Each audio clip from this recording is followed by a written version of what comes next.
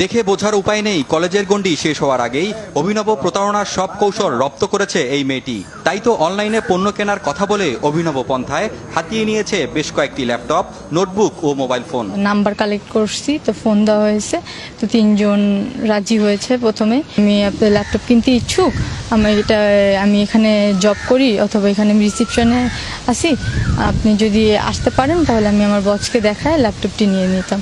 তো তখন যখন আমি তার সামনে বলি যে বসকে দেখাতে যাচ্ছি, ল্যাপটপটি হাতে দিই, তো উনি হাতে দেয়, তখন তার সামনে দিয়ে আমি দরজা দিয়ে বের হয়ে নিচে নেমে আসছি। এই কাজে সঙ্গী তার প্রেমিক ও আরেকজন। প্রতারণা করার সময় রাজধানীর মোহাম্মদপুর থেকে এই চক্রকে গ্রেপ্তার করে র্যাব।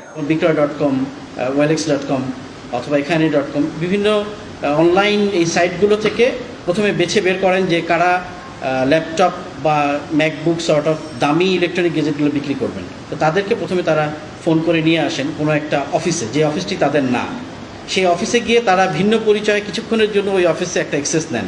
অ্যাক্সেস নিয়ে ওই অফিসটিকে ব্যবহার করেন এবং ব্যবহার করে পণ্যটা নিয়ে ওখান থেকে পালিয়ে যান। প্রায় 1 বছর ধরে এ ধরনের প্রতারণা করে আসছিল বলে র্যাবের কাছে স্বীকার করেছে গ্রেপ্তারকৃতরা। বিভিন্ন প্রতিষ্ঠানে বিভিন্ন সময়ে তারা এই কাজগুলো করে আসছেন। তো এখনো পর্যন্ত প্রাথমিক জিজ্ঞাসাবাদে যেটা জানা গেছে, যারা অগণিত তারা এই ধরনের ঘটনা ঘটিয়েছেন। অনলাইন শপিং সাইটগুলোতে পণ্য কেনা বেচায় সতর্ক থাকার পরামর্শ র্যাবের। ক্রয় বিক্রয়ের যে সিস্টেমটা আছে এর মধ্যে